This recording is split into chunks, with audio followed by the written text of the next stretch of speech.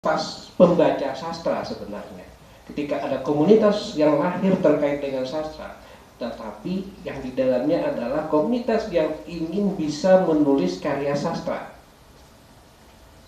Maka itu kita tidak menemukan siapa sesungguhnya pembaca sastra itu sebenarnya. Masyarakat atau masyarakat tertentu yang berkebutuhan khusus terhadap karya sastra. Cara mengukurnya sangat sederhana.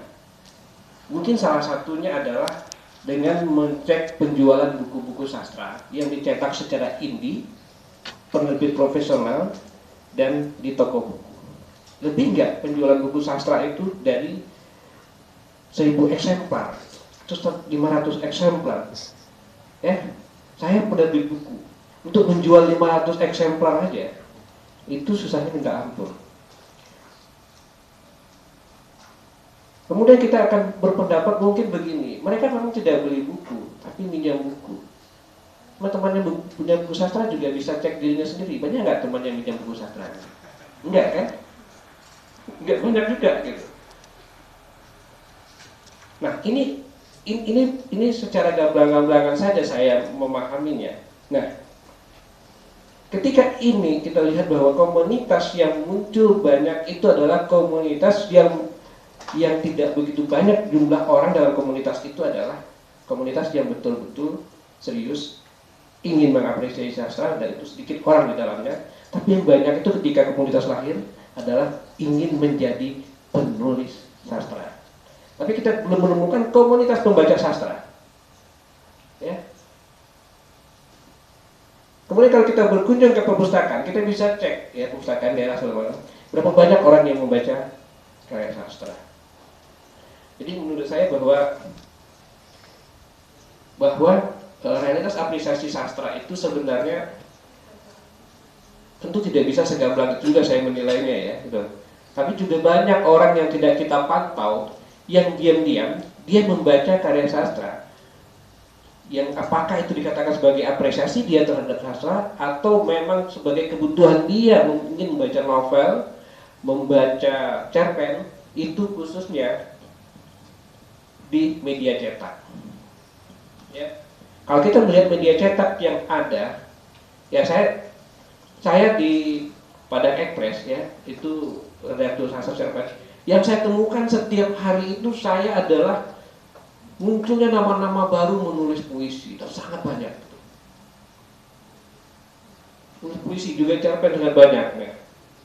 Tapi tidak ada telepon atau komplain pembaca terhadap cerpen yang membuat jelek atau bagus gitu. Ya. Dia udah nerima aja membaca itu. Tapi setidaknya orang yang berminat menjadi penulis sastra, penulis puisi yang banyak mengirim di media, juga uploadnya di media sosial, itu salah satu bagian dari masyarakat itu sendiri yang telah mengapresiasi sastra. Itu menurut saya. Nah, inilah pembaca sastra. Kemudian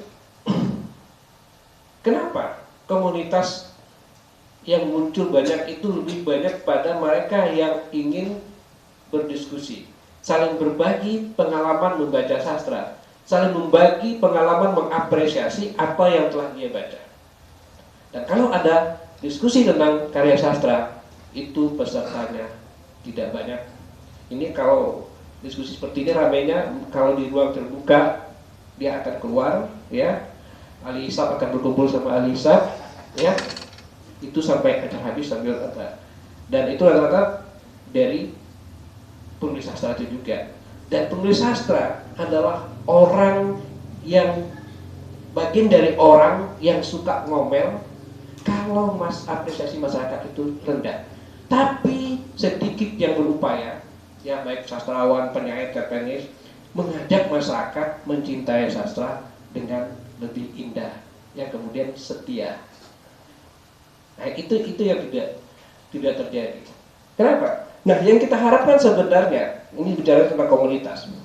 Yang diharapkan sebenarnya ada komunitas yang terdiri dari orang yang mungkin belajar sastra, mereka dari kalangan sastrawan, penyair, segala macamnya itu mengundang, membuka ruang yang lebih besar tentang untuk orang-orang membaca dan menyukai sastra. Media ini yang tidak ada selama ini, baik penerbit, baik penulis, ya, baik media cetak yang konsen pada sastra, itu sering lupa berpikir betapa pembaca sastra itu ada, tapi mereka tidak memiliki wadah, mereka tidak memiliki brand tersendiri. Artinya brand pembaca sastra itu tidak muncul sebagaimana aku ini penyuka burung hantu, penyuka ular gitu. Tidak ada komunitas itu. Semua ingin jadi pemain. Nah, ini yang terjadi dalam masyarakat sastra. Mereka tidak pernah berpikir bahwa dengan banyaknya, dengan berkumpulnya para sastrawan, tidak lagi berdiskusi tentang karya termutakhir, karya sastra segala macam, sekali mereka berpikir mengundang masyarakat untuk asik-asik, ya. Ini loh karya sastra, ini loh karya baru dari Heru Joni Putra, dari Farid Al-Faruqi, dari Alizar Tanjung. Kamu udah baca belum? Kita kan tidak pernah bertanya yang seperti itu. Nah, sementara impian para penulis pun, ya, sastrawan pun kebanyakan menurut pengamatan saya, mereka cuma ingin diapresiasi oleh temannya sendiri. Ingat, oleh temannya sendiri. Karyamu di Kompas mantap, ya. Terus keluar uploadnya di Facebook, luar biasa, dahsyat, cukup sampai di situ. Padahal yang dibutuhkan pada saat ini di era teknologi itu adalah, menurut saya, memanfaatkan media sosial untuk mengedukasi masyarakat lebih mencintai sastra. Salah satu jalannya adalah komunitas. Komunitas ini harus disupport oleh para penulis, ya, para penulis dan apanya. Tapi ada juga, ya, kelompok-kelompok tertentu menciptakan ruang-ruang diskusi untuk memproses sastra. Tapi ujungnya tetap, kamu mau belajar menulis cerpen, kamu mau belajar menulis puisi. Nggak ada komunitas. Kita sekarang yang gabung di sini ini nggak boleh belajar cerpen, yang gabung di sini nggak boleh menulis puisi, misalnya kayak gitu, ya, tegas. Karena bukan di sini komunitasnya. Ini adalah salah satu realitas yang ada di tengah masyarakat. Jadi komunitas lebih banyak pada keinginan individunya untuk menjadi penulis itu sendiri. Belajar nulis, berbagi, ya, bikin cerpen dan segala macamnya. Nah, kemudian masyarakat itu juga ada apresiasinya, itu adalah juga di sekolah, ya. Dulu di masa Pak Taufik Ismail, ya, ada sastrawan siswa bertanya, sastrawan menjawab. Sastrawan bicara, siswa bertanya, ya. Itu tidak menumbuhkan apresiasi menurut saya, tapi menumbuhkan kekaguman terhadap Taufik Ismail. Taufik Ismail baca puisi sambil nangis itu, ya. Aku begini loh sastra. Pak Taufik menghitung bahwa di negara ini satu bulan 3 judul buku, negara ini dengan gitu.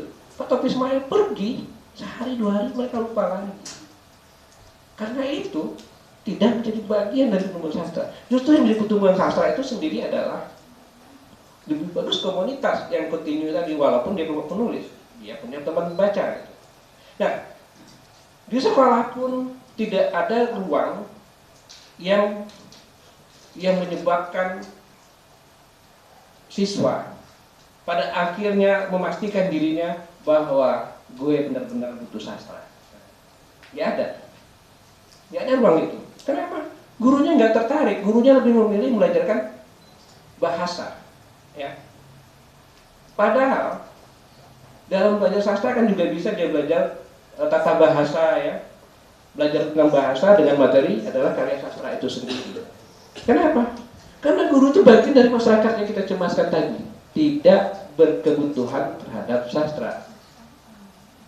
Akhirnya produknya pun juga tidak suka sastra. Munculnya nama-nama yang kemudian menjadi penulis puisi di media itu mungkin berkat terpengaruh dia berteman sama Heru, sama Esmeton misalnya, ya, dia bikin gitu. Ada aura positif di luar sekolah